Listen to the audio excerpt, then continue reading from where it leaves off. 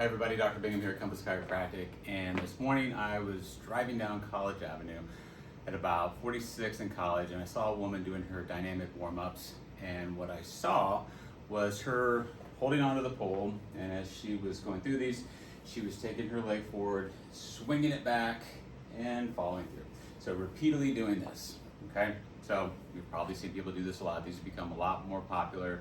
What we're recommending now is doing dynamic warm-ups beforehand, static, or more the long holds afterwards. So why was this a problem? What was she doing wrong? So first we need to understand the anatomy. So let's say you've been at work all day, you've been sitting. When you're sitting, this muscle right here, this muscle is called your psoas, runs through your low back and attaches into your hip here. Now, this model doesn't show this very well, but if my leg was up like this, seated, this muscle is going to be short. So 8 hours of doing that, this muscle becomes short. Now, one of the reasons that we do a dynamic warm-up is because we want to loosen this muscle up. The reason we want it loose is because if we're running, and this muscle here is tight, as we bring this leg back, what's going to happen because of that tension in that muscle is it's actually going to start to compress the low back, okay? What's going to happen there is we're going to compress these joints. These are called facet joints. These joints are highly innervated, or they have a lot of nerves, and so they don't like to be compressed, okay? And this may be, what you've experienced with running, this sort of that kind of achy feeling in the back.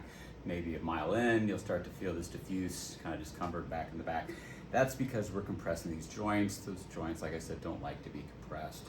So the reason that we go through and do dynamic warm-ups is because we want to lengthen that area. So when we're running, as that leg goes back, if that area is tight, like I said, it's going to compress the low back. That we don't want. But if it's nice and loose, then we can move through this range of motion without compressing low back. So back to the woman at 46 in College. And if you are watching this, I apologize. Not trying to call you out, but thank you for reminding me, I guess, of this, because I've been meaning to do this video for a while. So what was she doing wrong?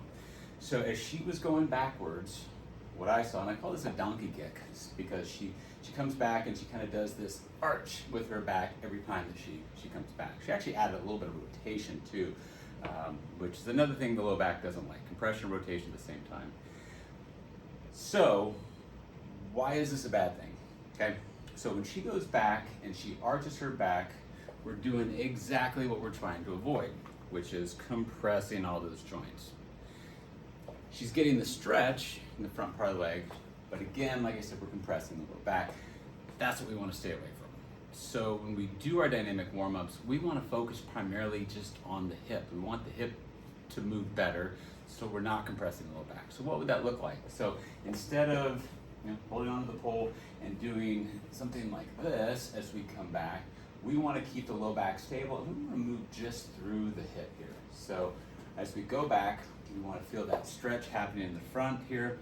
And this doesn't have to be a major movement, particularly if you've been sitting for 8, 9, 10 hours throughout your day. This muscle can be pretty tight. So as we go back, we want to start small. And then as we start to feel like we're warming up, we can add a little bit more.